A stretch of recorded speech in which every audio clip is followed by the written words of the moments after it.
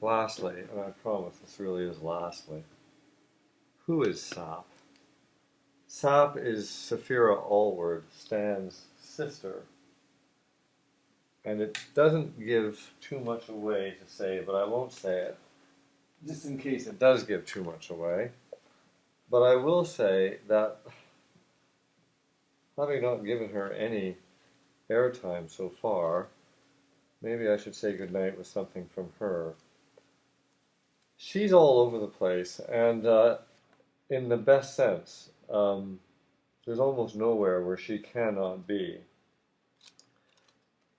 But what we'll do is we'll go right back to the beginning, which is to say the very ending of the book, which gives away nothing, I assure you.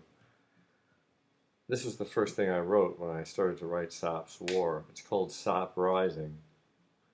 She wakes, as she always wakes, to the smell of yeast. Hair-snarled head breaches from bleached sheets. Dun feet kick away the leavenings of night. Sap rises to the city she loves, its stovepipe streets newly sheathed in black macadam, its sidewalks still wooden slats, and her two eyes, twin ribbons of vision, railing them silver, shuddering perspective to the edge of sight.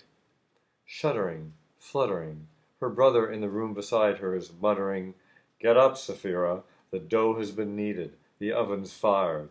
The first loaves have long been ladled in." How can Stan stand to miss this? Yeast and yearning and purple dawn streets. Yeast and, if she were ever away from it long enough to notice, coal, its black dust sifting from chimneys, filling the hourglass of industry, back-alley factories, carriage and piano works, forgings, tanneries, and lumber yards, carpet makers and ironmongers, and not least the bakery itself, a mere whiff away.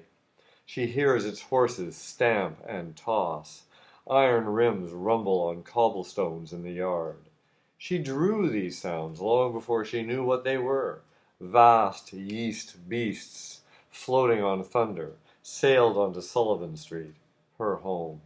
A street of new Canadians from the old world, English workers in two-story row housing on the north side, their foremen and artisans in the three-story row south. Slam door, look round, button-up boot soles spring from porch boards. A girl takes to the sidewalk as an otter to water. Sapphira Allward, 12 years old in the Toronto of 1914. Amber hair, amber eyes, ambling along. She,